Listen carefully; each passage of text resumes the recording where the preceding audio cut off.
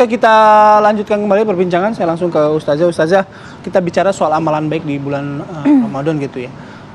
Idealnya mungkin kita sudah sama-sama paham, tapi dalam konteks sekarang gitu, orang di kota-kota besar yang kesibukannya ada, mencari nafkah dan lain sebagainya, apa ya amalan baik yang utama yang mungkin bisa dilakukan sehari-hari dalam bulan Ramadan ini?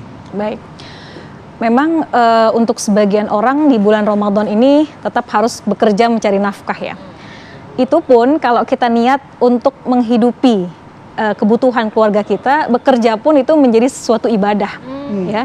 Masya Allah, apapun pekerjaannya, gitu ya. Ada yang berdagang di pasar, ada yang kerja di kantor. Nah, semua itu bernilai ibadah. Sekalipun cuma di rumah aja misalnya, ibu rumah tangga ya, dia masak, dia menyiapkan untuk keluarganya, itu juga menjadi ibadah.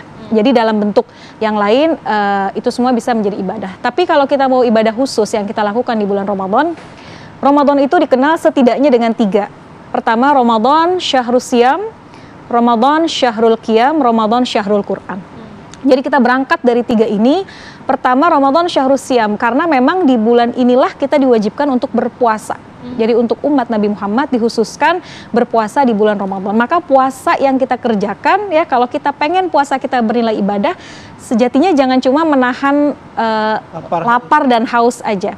Tapi pun kita harus menjaga hawa nafsu kita ya. Kita harus menjaga lisan kita, pendengaran kita, mata kita, jangan sampai melakukan perbuatan yang sia-sia. Yang kedua, Ramadan disebut dengan Syahrul Qiyam. Artinya ada ibadah khusus di bulan Ramadan yang tidak ada di bulan lain, yaitu ibadah sholat sunnah taraweh. Sebagian orang menganggap bahwa ya udah karena sholat taraweh itu sunnah, maka nggak apa-apa nggak dikerjain gitu ya, puasanya aja. Padahal di bulan lain nggak ada. Padahal di bulan lain nggak ada. Nah, kekhususan itu yang harusnya sebisa mungkin nggak kita tinggalkan. Meskipun kita nggak bisa mengerjakannya secara berjamaah, misal baru pulang kantor sampai rumah masih lelah dan lain-lain, tapi usahakan itu kita tetap bisa kerjakan meskipun sendiri-sendiri. Dan tengah malamnya ada ibadah yang memang menjadi nilai plus buat kita, nilai tambahan buat kita, yaitu ibadah sholat malam. Ya. Kalau di bulan lain mungkin ada yang bangun, ada yang enggak deh kalau sebelum subuh. Tapi kalau di bulan Ramadan hampir rata-rata kita bangun, maka sempatkan untuk mendirikan ibadah sholat sekalipun hanya 2 rakaat. Dan yang ketiga, Ramadan Syahrul Quran. Ramadan menjadi mulia karena unzila fihil Quran. Karena Al-Quran turun di bulan Ramadan, maka sempatkan buat kita sesibuk apapun, sempatkan untuk bisa membaca ayat suci Al-Quran di bulan Ramadan sesuai dengan kapasitas waktu yang kita punya. Ya, bagaimana juga kita menahan diri Ustadz agar memang di bulan suci Ramadan ini startnya kita untuk tidak melakukan maksiat sampai ke bulan-bulan berikutnya. Karena tadi kan juga di bulan Ramadan ternyata masih ada aksi pembobolan oleh maling, kemudian juga masih ada tawuran dan lain sebagainya. Bagaimana seharusnya kita menahan diri benar-benar di bulan ini tuh kita tidak melakukan dosa-dosa yang seharusnya dilakukan atau yang biasa dilakukan begitu, Ustazah? Iya. Yang pertama, bahwa kita yakin ya, Ramadan datang dengan jutaan kebaikan, jutaan kemuliaan, dan jutaan pahala. Kalau kita mengerjakan yang sunnah, Allah berikan pahala seperti mengerjakan yang wajib. Kalau kita mengerjakan yang wajib, akan dilipat gandakan pahalanya.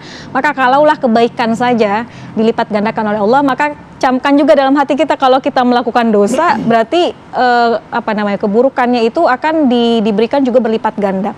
Maka jangan sampai Ramadan kita malah terjerumus ke dalam perbuatan maksiat. Yang kedua, tentunya kita harus banyak menguatkan diri kita dengan zikir. Karena zikir adalah benteng, ya. Ala bidzikrillah tatmainul qulub. Ketika kita tergoyah untuk melakukan satu perbuatan maksiat. Karena kan mencuri, tawuran, itu kan bagian dari perbuatan maksiat. Maka gimana caranya kita banyak-banyak berzikir kepada Allah? Minta supaya Allah berikan ketenangan. Kalau hati kita tenang, insya Allah kita tidak akan tergelincir ke dalam perbuatan maksiat, apalagi yang kita lakukan di bulan suci Ramadan. Nah, dengerin Tuti ya. Sampai terkesima gitu. Saya terkesima. Sambil menyerapi apa ya, berarti kita setidaknya sudah memahami apa yang harus sebaiknya kita lakukan di bulan Ramadan ini. Baik, terima kasih banyak Ustazah Nida. Sama-sama. Sudah memberikan juga insight yang luar biasa ya, bagaimana mengisi Ramadan ini dengan kebaikan. Sehat selalu Ustazah. Amin, amin. Mudah-mudahan Sama-sama. kita semua bisa segera mengamalkannya, Ti. Iya, Tidak amin. cuman kita dengerin aja nih. Assalamualaikum. Waalaikumsalam warahmatullahi wabarakatuh. Oke.